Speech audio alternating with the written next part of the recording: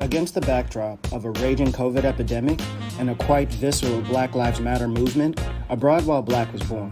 Our goal was to highlight Black perspectives from all over the world. It was our way of proving there are other ways to live, other places to be successful, and different cultures that embrace our Blackness. In 2020, the Abroad While Black team created dozens of responsive hot takes and thoughtful interviews covering topics ranging from current events, business opportunities, dating, and life-changing moments. In 2021, our co-hosts Cordy and Sean aim to share more success stories, more productive introspection, and most importantly, how to relocate to a place that truly values what you offer the world. Abroad While Black is more than a show. This is a social experiment hell-bent on discovering new ways to secure the bag and live our best lives. Join the Abroad While Black squad.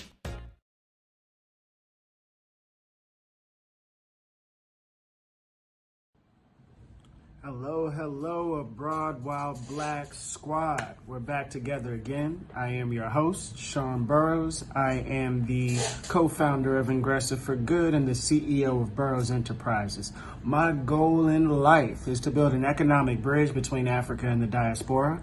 I focus on investment, tech, and of course, operational excellence.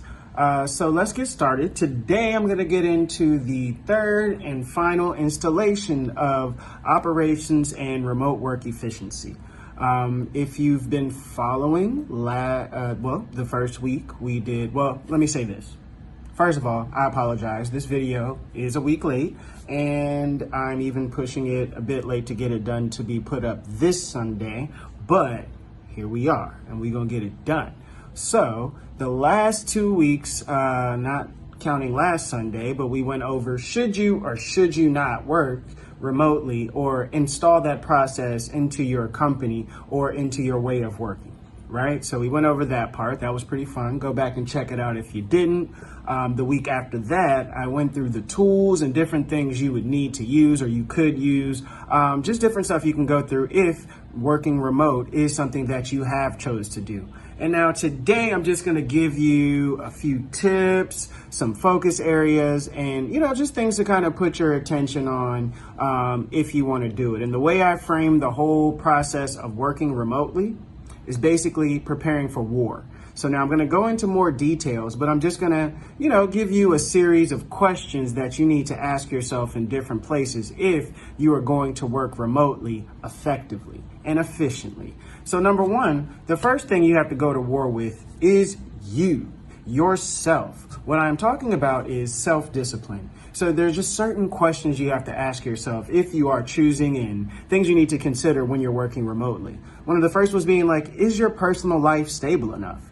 Do you have a stable place that you're living? Are you bouncing to different places here and there where it would impact your access to internet and different things like that? And keep in mind, I'm not here to judge nobody. I done been from the bottom to the top, to the bottom, back to the top again. So I understand that, if you're taking big risks out there, sometimes, it doesn't always fall your way and you got to build yourself back up. So if you're building yourself back up through working remotely, you have to pay attention again and understand or make sure that your personal life and where you're going to be working, how you're going to be working, like the way you live your life is stable enough for you to actually be able to do it.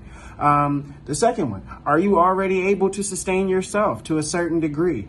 Again, when you're transitioning into a different way of working, a different way of living, if you're not coming from a solid foundation, what you'll find often is that you're going to be taking prices that you shouldn't be taking. You're going to be taking on work that you may or may not be able to do. There are just going to be so many different things that you would engage in that may impact negatively your brand and your quality of work that you may want to say like, hey, I need to find somebody's office to be in. I need that structure. Another thing, are you taking time for personal development? If you find yourself working in a way where you don't have time to develop your space yourself, you gotta kind of look into that. Because again, I know that wherever you are, a lot of us aren't in the space where we dreamed we would be, right? We're still working towards that space. And if you want to grow, you got to leave time to be able to take classes, read books, watch YouTube videos and different things like that to sharpen your skills. You just need to position yourself to be able to recharge your battery. And that also includes exercise and different things like that. The next one, as far as like you, and I mean, all this falls under like you disciplining yourself and being diligent about creating an environment that you can work in. So another one, we've touched on this multiple times, but have you set up your workspace with all your tools? You need to have all the things you need in place to be successful. If you haven't set those up, then, you're setting yourself up for failure. And the last thing I would say, and this is something that I've seen in certain spaces, but it doesn't get enough credit. When you're working remotely, you need to be very aware of your sleep schedule. What time of the day do you get the best out of yourself? Does that time align with the time that your clients, your boss, your team, your coworkers, all these different people, like, are they going to be on that same schedule? So either A, you need to kind of find out, there's talk about what your natural sleep schedule is. For me, what I'm focused on is when do you need to be available, and how do you make sure that you have all your mind's awareness there, where you're making sure you're sharp, you're on it. Positioning your sleep schedule where you're available there, and also scheduling your work schedule where you have enough time to rest. Again, discipline, being able to don't overcommit, don't do things you can't commit to, don't say yes to things you can't do. Don't walk in here halfway like, oh, I'll figure it out on the way. No, do what you can, work in what you can, and understand what you need to be successful, and put that in place before you jump out there. So that's leg one. And again, I'm going to go through this in the other parts as well. So I'm going to go in more detail. But the next one is like expectation. Expectation is communication. You have to make sure that your communication skills when working remotely is flawless. You have to make sure. You definitely have to make sure. Since you're not going to be there physically, you have to understand that normally when people talk, we've all heard the statistic. 80% of human communication is done through body language. Guess what? Unless you're on a Zoom call, now nobody knows what you're doing, how you're doing it, where you're doing it, when you're doing it, why. All these other things are unknown until you communicate it. And they're going to take their cues, or how they position you mentally as an employee, as a boss, as a colleague, as all these different things based on what you communicate and how you execute, right? So sometimes people are terrible communicators, but they're amazing with their execution, meaning they get the job done. So people, they kind of leave them alone. Sometimes people have amazing communication skills, but their execution is like bleh. So maybe sometimes they're able to communicate their way into getting things done by being able to share what their problems are, help people understand. Or some people are just, Jedis, where they can just make you believe what they want, and you keep feeling bad for them when really they just don't want to do the work. I'm not saying you should do that. I'm just saying communication is key. But what you can't be is mediocre to bad or average at both. If you want to work remotely, you can't be a bad communicator and a okay executor, or a bad executor and an okay communicator. No. You need to either shine at one of them or be high level at both of them. Period, point blank. Or remote working is not in your stars. It's gonna cause more problems than it helps. So in this space, one of the major things that will serve you in communication from the professional space, and in any space really, is knowing your capacity. Again, a lot of people say yes to things they can't do, or they explain, or they try to oversell not knowing that they can't deliver. Another thing is, like, when you're communicating, you have to build in the proper amount of lead-in time on your projects. You have to look at this and say, like, okay, certain things will take me this long if nothing goes wrong, but things always go wrong. Emergencies pop up. People need to pull you onto different things, but they don't count that time in there. Like, your boss may ask you to do something extra, but that doesn't mean that he doesn't expect everything else to be done on time. And if there's something going on in that space, you have to understand and know your calendar, know your schedule, and know how much time certain things take to be able to communicate and say, hey, yes, I can do this, but it's going to make a certain project late. Or, no, I can't do this unless you don't mind certain things, or explaining what the impact is. There's that. Another one, make sure you create effective communication channels for yourself. And that's a two-way thing, right? So it's one thing to say that you need to pick a platform that you're comfortable with, and make sure that you're sending messages regularly or updating people as needed on what needs to be happening, right? But also the other side of that is you need to make sure you're aware, know how to use and be crafty with the existing tools that everybody else is using, or that the majority of people that you're going to be working with are comfortable with as well. And that's both as a freelancer and as a boss level. At the boss level, you don't want to basically be having somebody use something that only you like and nobody likes to deal with, or doesn't have the capacity to help people do their job. But since it's the thing, that's what everybody's going to use, right? No, do your research, do your due diligence. I'm always saying, do your research, understand which communication channels work best for the overall goal. The other one is another thing that you need to do when it comes to expectation and communication is make sure you're segmenting your client work and your projects. Again, putting things in neat boxes, allowing certain amounts of time to certain things in a scheduled fashion to make sure that once you have multiple things going on, that you're progressing all across the board. Oftentimes, due to just feedback, having to participate in collaborative meetings and different things, you cannot always just do one thing at a time until you get one done, then you get the next one. Sometimes people want feedback. Sometimes there's what we call, when I'm using my project management software, you have something called dependencies, right? So I can't do something until something else gets done. So you don't want to be the person that's holding somebody else back because you're taking your time. Maybe you would have gotten your part by the time a certain thing is done, but maybe there were certain other smaller parts that would have helped other people get ahead as well. So make sure you're able to segment different projects and understand the impact and how they connect to other projects going on within your workflows. And the other thing is create a communication routine. People need to know when they can reach you. People need to know when you're most active and different things like that. People just need to know what they're supposed to expect from you. Again, this can be something that you communicate, like actually physically communicate. It could be something that you do through actions, like people will message you and ask for you and do all these other different things, but you're only responding at a certain time. That's one way. Or you also have to consider the third thing, which a lot of people are falling under, which is you don't necessarily dictate your own time, and you are abiding by what are existing professional hours by the company you're working with or for.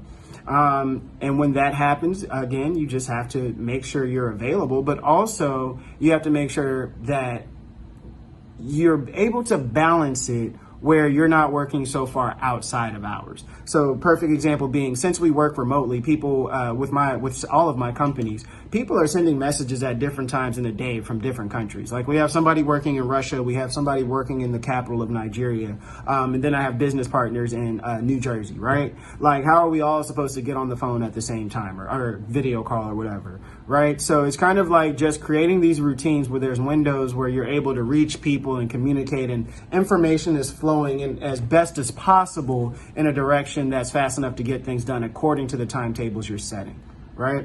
So that's the second leg.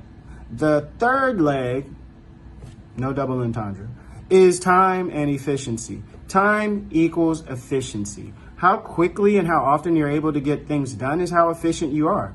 And again, they're just questions that you have to ask. And for the first question, this better be a yes. Do you live and die by your deadlines? You're going to be known by how you get things done because they're not going to know you as a person. There's not going to be water cooler talks and different things like that. When you have a lot of things going on, you're not necessarily going to be able to pick up the phone and talk to everybody individually. Because what you have to realize is that you may be working one way, but there's a way that the world is working. There's a new expectation being built in the world today. So now, because we know that we can have collaborative meetings with 50 people on there, the expectation is you're supposed to get things done with these 50 people. It's not, there no longer is there the thing where like, oh, I had to call each one of these 50 people individually. No, you didn't. You did it the longest way. There are faster ways to do it. You didn't do it. You didn't get it done on time. Period, point blank. Done deal. Don't be that person. Don't get left behind. Live by your deadlines. I've talked to this before, but have you set your availability to yourself and others? Know what your time is your most valuable resource, and you should treat it that way.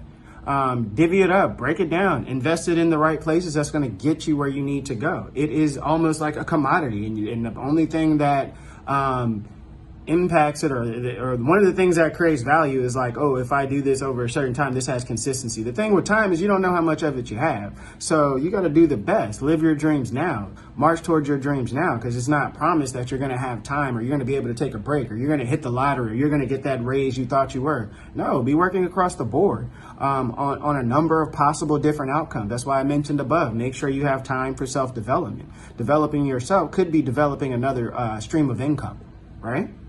Another thing with time being efficient with your time. There's one coming next that I read, and I have notes, of course. Any of you watch this, you know I go by my notes. Well, one of the things I was going to say are your tasks automated, which is important. So the last one that we went through, basically we went through a lot of cool ways you can automate your tasks. Like, again, the world is becoming more and more aware of things and ways to get things done faster, and that is impacting the timetable, the expected time it takes you to execute. So you need to make sure you're aware of what are these commonly known and used tools, and start automating your tasks to make sure that you're not doing something in such an antiquated way that there's no way you can meet the expectations of your clients, of your team members, all of these other different things. Let me go to this one. One of the most important things with being efficient with your time is knowing how much your time is worth. And I'll give you a really quick way to understand how much your time is worth, whether it be what it's actually worth or what it is aspirationally, right? So you look at what level do you want to live your life at, or what level is it reasonable to live your life at? You don't want to be like, oh, I want to have a 12-bedroom house. If you know you're not at that level in your career or money making, like, give me something that's reasonable. Like, I should be able, at this point, to afford a 2-bedroom apartment, or Like, stop looking at all these instant millionaires and look at the life you live, and look at what the next step is in your progression to the next space, and use that to dictate what your time is worth at this point. And then you know that when you add, you can always add a little bit on top, but know how much your time is worth. So right now, to understand how much your time is worth, I would say add up all of your total bills, all your total expenditures. Like me, I keep all of my receipts. I'm always going through my expenditures, but keep all of those things and just look at how much you spend each year, and understand that now you break that down. And I like to do it by hour, right?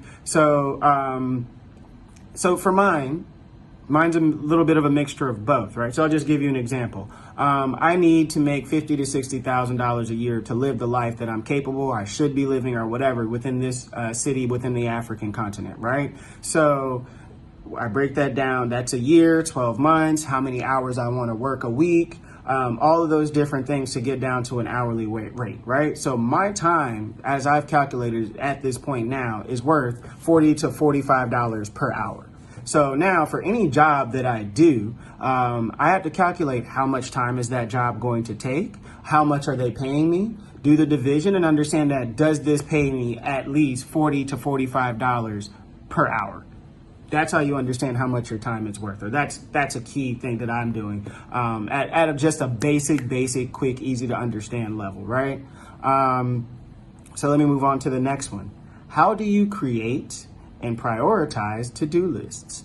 You need to create to-do lists. So you need to create and understand the tasks every single day. Know what you're doing every single day, right? And then also, sometimes you have more things to do than you have hours in a day, right? So at that point, you need to start prioritizing things. Just in case I can't get through all of these things today, A, B, C, D, whatever, are the core things that I have to get done before I go to sleep today. Like, set up that when it comes down to not only creating a to-do list, but understanding how you need to prioritize it.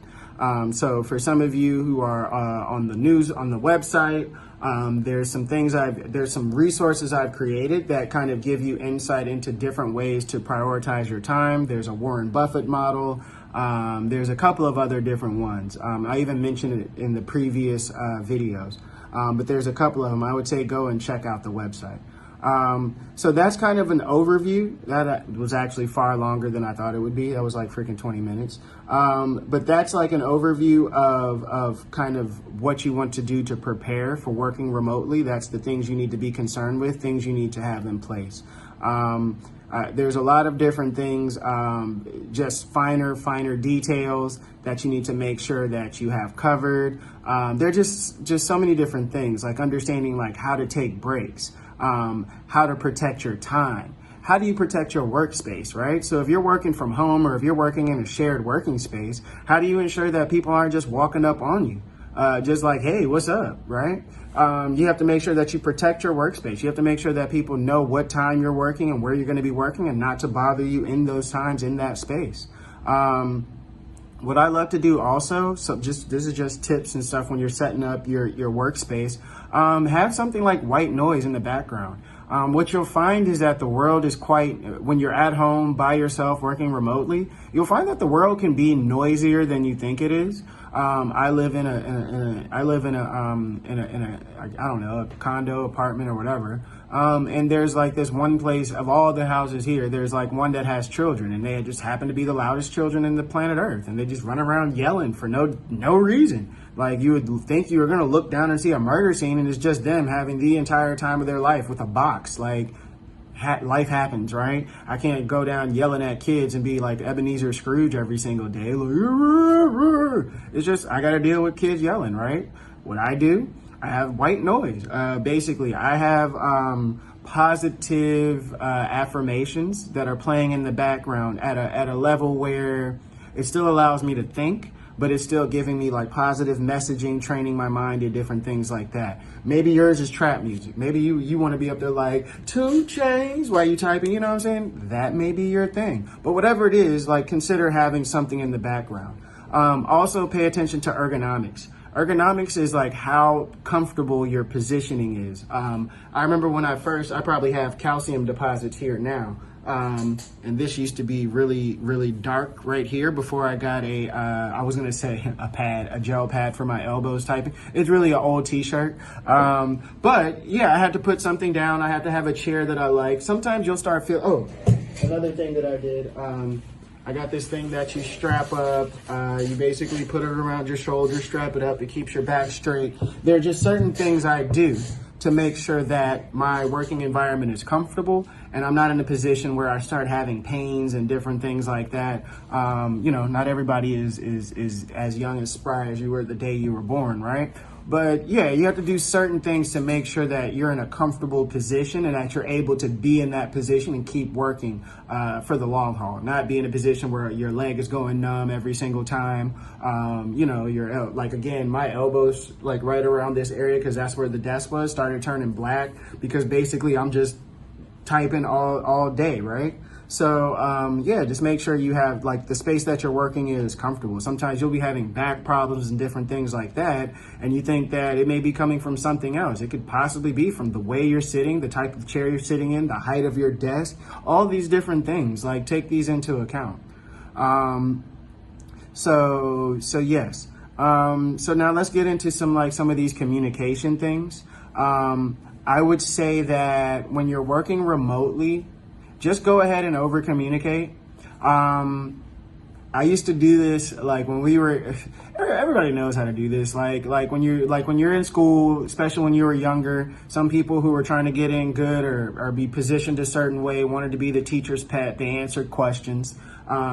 For me, when it came to my professional life, especially earlier when there were team meetings and different things like that, I would always make sure I had a contribution. I had something sharp to say, something that made me relevant so they would recognize and remember me. Different things like that. So now that we're working remotely, we still have to do those things. We still have to find ways to make ourselves visible, relevant, a value adder outside of just executing on our deadlines. Keep in mind that, sometimes you're crushing it, sometimes you're killing it. Sometimes you're just actually getting things done. And sometimes when you're just doing your work and getting your stuff done, people aren't able to assess the value that you're creating. So sometimes you need to be able to mass generate rapport with your entire company, with your people. So that's when you're in this space where you're almost just over communicate. Whatever you think, unless you're already known for over communicating, just keep doing what you normally do. But outside of that, make sure if you think you're communicating well, do a little bit more. I've always been known for writing too much. my emails, letters, different things like that, text messages sometimes to people I care about. They tell me, hey man, this is just too long. So I have that problem. So I know I can limit and adjust the length, but it doesn't mean I need to adjust how often. You see what I'm saying? Like, I may still need to send messages and send and do certain things more often, even if I shorten the length. So again, the whole idea is you want to be visible. Also, know either A, you need to create them, or B, you need to understand them. What are the people that you're working with, this company or whatever? What are the remote work policies? What is expected? Is there a guideline? Is there a handbook? Is there something to read? Make sure you read it and be aware of what is expected. And again, if you're the one that's leading the charge, then make sure you're creating these assets so people know what is expected of them, when they should be available to you, and different things like that. Let people know how you can be reached, on what platforms work best for you, all those different type of things. It's a back and forth. Again, it's a two-way story. Let's see, what else? Another thing too is just like morale, like mental health and different things like that is something that people talk about. I would say, even if you're working from home, I don't necessarily do some of these things, because I've been doing it for so long, it's second nature for me. But you have to find a way to build the morale. And part of building the morale is making sure that you're aligned with company culture. Whatever that is. It does change interactions that you have, but it doesn't mean that you can't kind of, just kind of create a happy work environment. I know in some places, sending gifts and funny memes, appropriate memes, but funny ones, just different things you can do on the right platforms, to that would resemble, water cooler chat, office chat, camaraderie building efforts. And then make sure that you're also just creating that time for your coworkers. Find a way to reach out to somebody. Every time you reach out to somebody, it shouldn't be just work. Or you'll find out when things that get stressful, and people are up against the wall, they'll ignore your request because they'll know it's just more work coming. If you've built rapport with somebody, there may be something else, like, oh, maybe he's talking about the game and I do need a break. Or, oh, maybe it's, any number of different things. Maybe he was giving me some juicy gist. Like, what is he talking about? Like all these different things, we'll be able to set those up. Also, another thing you have to do is, let's just get used to using this video stuff. I know that when it comes time to doing collaborative meetings, sometimes I have my video on, sometimes I don't. Technically, if I'm working on like fundraising calls or calls with like high level people within the company, if they have their video on, I flip mine on. If they don't, I don't. We have notoriously bad internet connections in Nigeria, but I still do what I can do. And I just want to make sure that I'm matching the energy of whoever it is I'm talking to. And again, as far as video chat and different things like that, that returns the body language cues and different things. It gives you ways to kind of lead and understand the conversation more than just, text and hearing their voices. What else? There's a couple of things. I got plenty of notes. I just didn't want to bombard y'all, but I'll make sure I share links to certain things if you guys reach out. So we've already talked about, creating your work from home scenario. Make sure you're setting up your office to maximize like your communication and productivity, wellness, things like that. Make sure you have all those things set up. Stress balls. There's little different things you can put on there. Like there's these roll bars. Where again, if you're working from home and you can take your shoes off, there's these roll bars you put on the floor. I guess they're just like a little bar made of wood, and you just roll them within the middle of the balls of your feet. Oh my God, it's perfect. It's amazing. Just little things like that you can do to kind of make yourself feel better. What else? I kind of touched on everything else. One of the major things I keep seeing coming up in different notes I have is have a schedule for each day. Just make sure you're really diligent about planning for the day, like really, really diligent about planning for the day. Because I know in the next section, I'm going to get into creating processes and different things like that, but have a schedule for each day.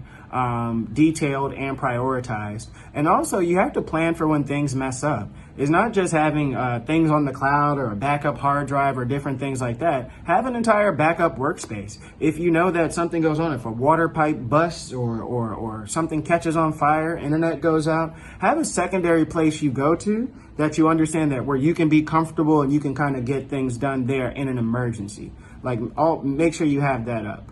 So those are most of the things you need to consider as far as like tips and things for working remotely. I will be doing a follow-up video. This video went a little bit longer than I expected, so I will be doing a follow-up video where I will go deeper into how to specifically create processes and different things like that. But as far as this one, I hope this helped. Again, you know what to do if you're looking for me. Please join our newsletter. You can find the invite or whatever thing on burrowsenterprises.com. Description in the link below. Link in the description box below. Don't mind me. And please, follow the newsletter. Follow us on social media. And please go to the website and or down in the YouTube on our YouTube channel and look at some of our other videos that we have in this section. So please, thank you, like, subscribe, and let's keep this movement going. Again, operations is not just something you do for business, it's a way of life. These same things that I'm showing you about how to work remotely are the same processes you can use if you were an usher in church. You know, anything you want to do. If you're having a relationship, sometimes you need to over communicate. You know what I mean? Again, look at these things, use it to the best of your abilities. I guarantee you'll see some improvement. I'm already seeing it on my side. So thank you. Until the next time. Peace.